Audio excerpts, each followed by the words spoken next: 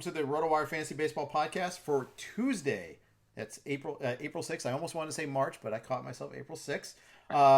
We're going to do a video for this first part of it here. Big news last night. Fernando Tatis Jr. left with a left subluxation of his left shoulder.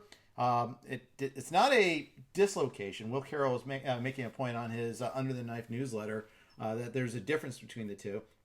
But point is, it's not good. It's really bad. It's not the first time he's been dealing with it, but it's getting worse. He did it on a swing and miss.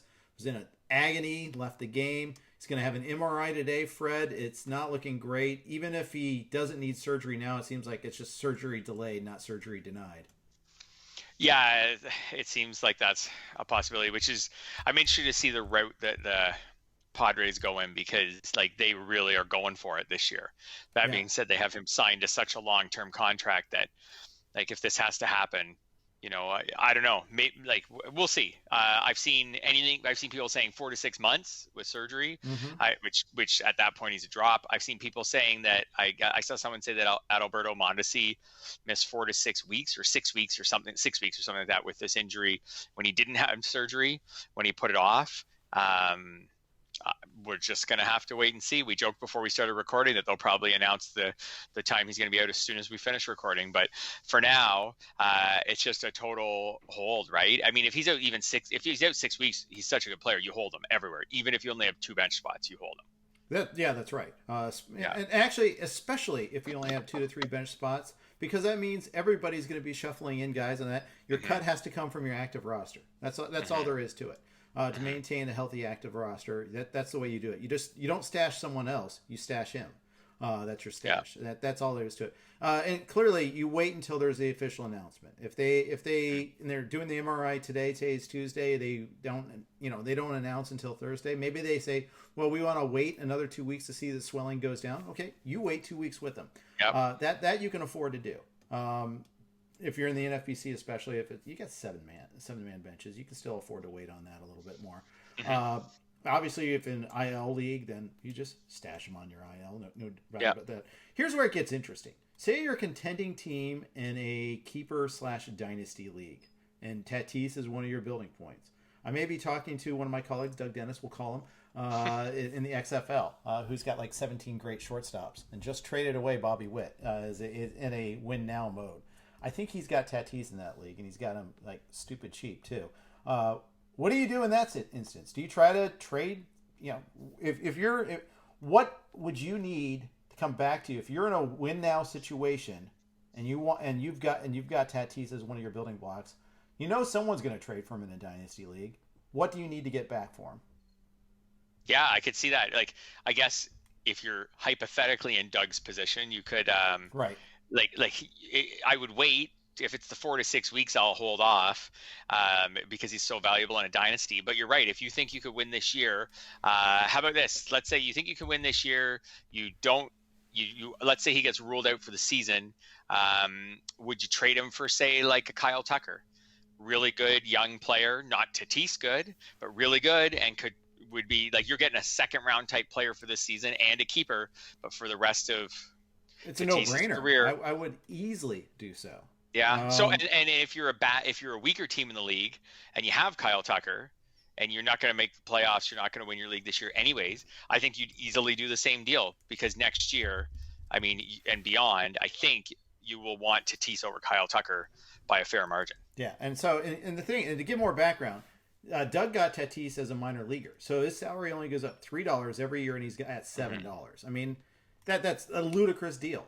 Derek Van Riper, who is not a contending team, or at least wasn't last year, he was definitely rebuilding. He's got Tucker as a +3 guy also, and he's got him at $10. So he's even one more year expensive, and he's a great player. I don't know if I got to look at the rest of Derek's roster actually to answer that question almost to see what he would do. But that's a great problem to have. I think for Doug, I mean, if you're trying to contend this year, I think, and if you can make the positions fit, obviously, that's obviously a big part of this too. You have to, but I think for Doug, it's almost a no-brainer to do it. I would trade him. How about this? Also, I would trade him for virtually any pitcher off the top of my head. Like an ace could make probably a huge difference for Doug's team, like in the short term. I think anyone, whether it's Derek's probably listening to this being like, hey, I'm competing this year.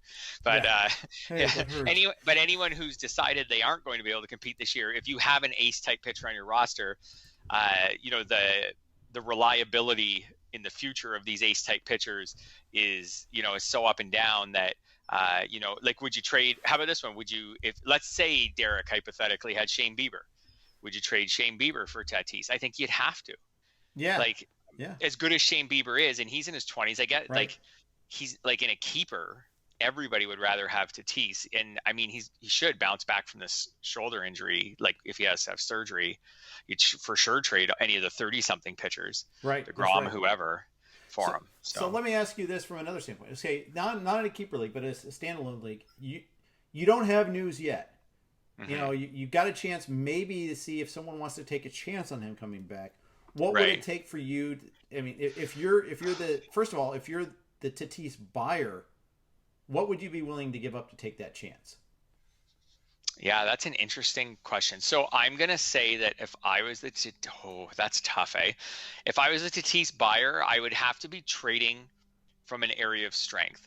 Like for example, let's say I've quickly figured out that I've got more saves than I really need. Maybe I'm the guy who grabbed Jake McGee and I already had closers, something like that. Like there are some teams now that maybe you're the Hector Neris owner and you already have some other closers. Like maybe something like that where you give up like a good, I'm not saying Hector Neris. I'd give one of the good closers for him and roll the dice. How many good closers are there though? Like not 6, many. 7? Yeah.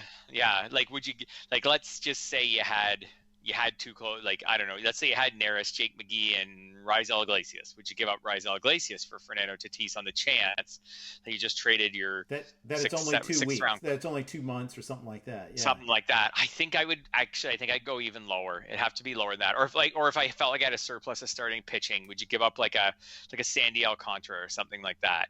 Kevin Gossman, someone like that for Tatis. I mean, that's like if Tatis is back in 6 weeks, that's a steal. And that's a player you could maybe live without and compete to still win your league, right? Without him. If you had too many steals, maybe you could give up a speedster in that. I'm kind of picturing that like round like 9, 10, 11 type pocket. That's what I'm picturing, like a player who's useful. The thing is, if you have Tatis, to trade him, man, you'd have to think your team's really good to drop from Tatis to Alcantara and think you could still win your league. You know what I mean? Like, yeah. I think I might hold it. Or Tatis to Alex Verdugo, Tatis to Michael Brantley. Like, how about this, Jeff? If you had Tatis, would you trade him for Michael Brantley right now? Yeah, I would. Yeah, I think there's a risk that it's 4 to 6 months, excuse me. Which means basically the whole season. Like I'm in a similar position. My AL only home league, I have Eloy, and we drafted it early enough that I went kind of stars and scrubs, so it really hurts. And I posted something on the message board. Hey, do you want to buy Eloy at 30 cents on the dollar? It's not. It's a redraft league. It's not a keeper league.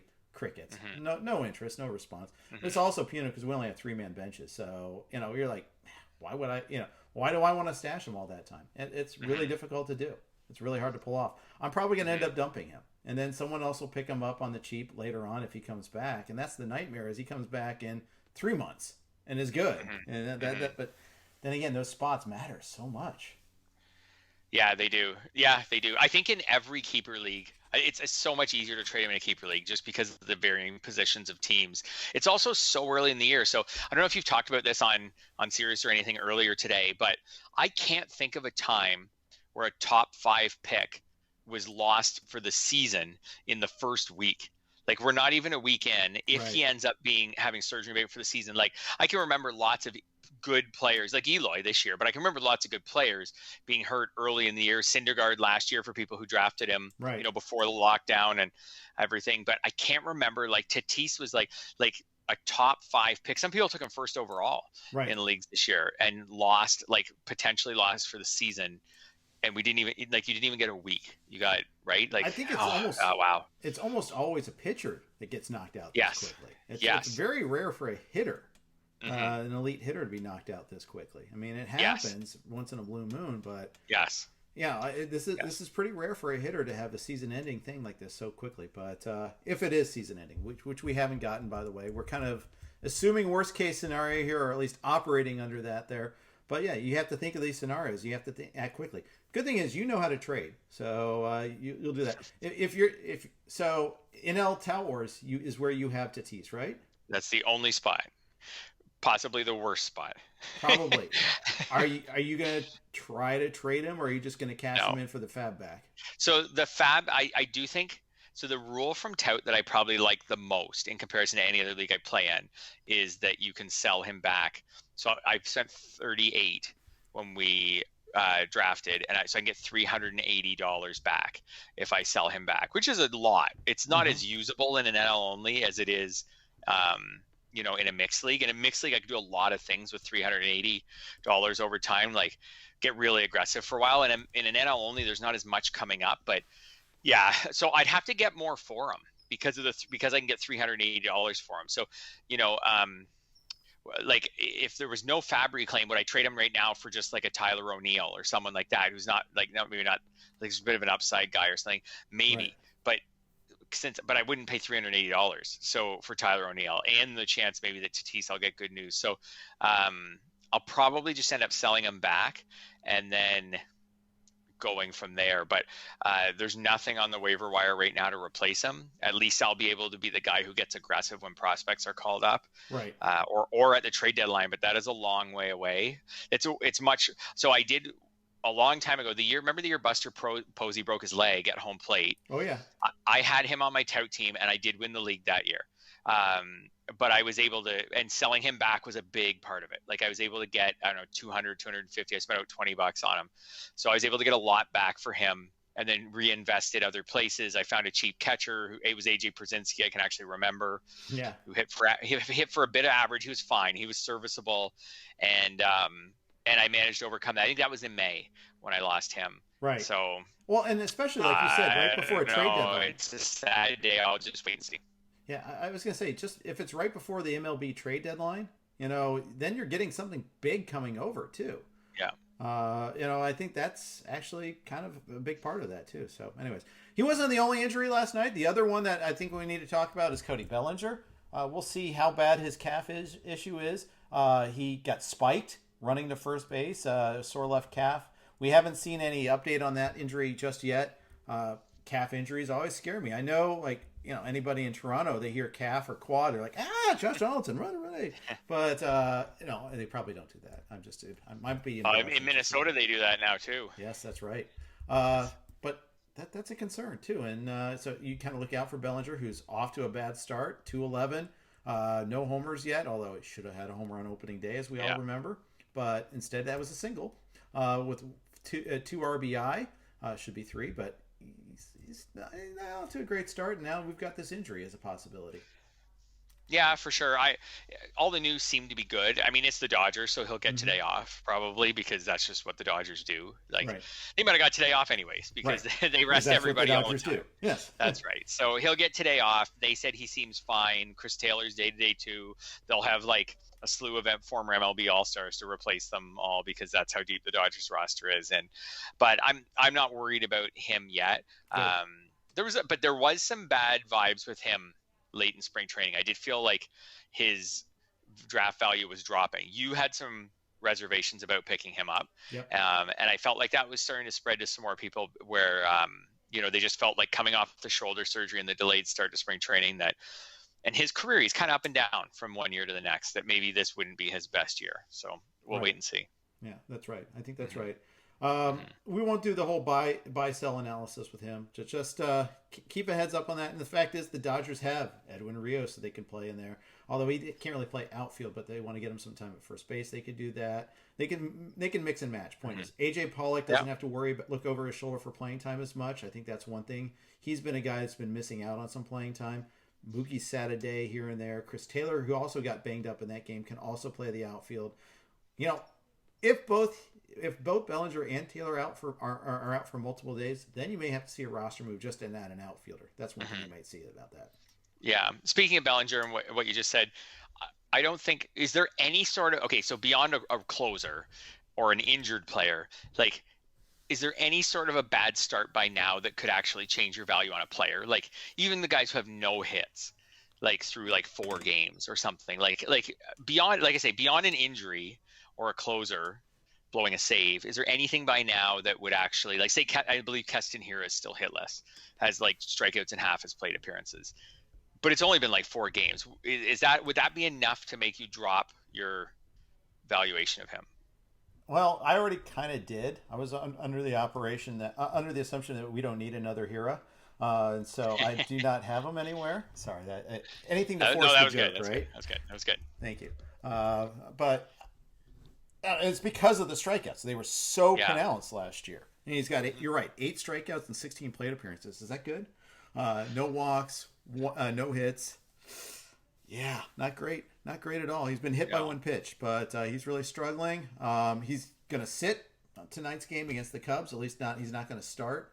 That's a problem. That's a real problem for him. Yeah, that it would take that level of extreme for me to kind of to adjust. But for the most part, I'm going to say no. Yeah. I'm most part, and keep in mind, he faced Kenta Maeda and he faced Barrios. I'll tell you what, pitchers I'm more likely to change my mind on a little bit quicker. Velocity's down, velocity's up. I might add an L to Jose Barrios' name to show that I'm taking an L with him because I was actively fading him. I thought he was an SP3, SP4, and instead he was getting priced as an SP2. But right now he's an SP1, at least after one start. We'll see. But I don't know. But it's a good question and something I'll have to think about a little bit more. But this is going to wrap up the first part of our little pod. We want to get a little video in here to talk about Tatis and Bellinger. We'll continue just with audio for the rest of this podcast. Stay tuned. Please like our video and subscribe to RotoWire. Then go to rotowire.com/pod for a free 10-day trial.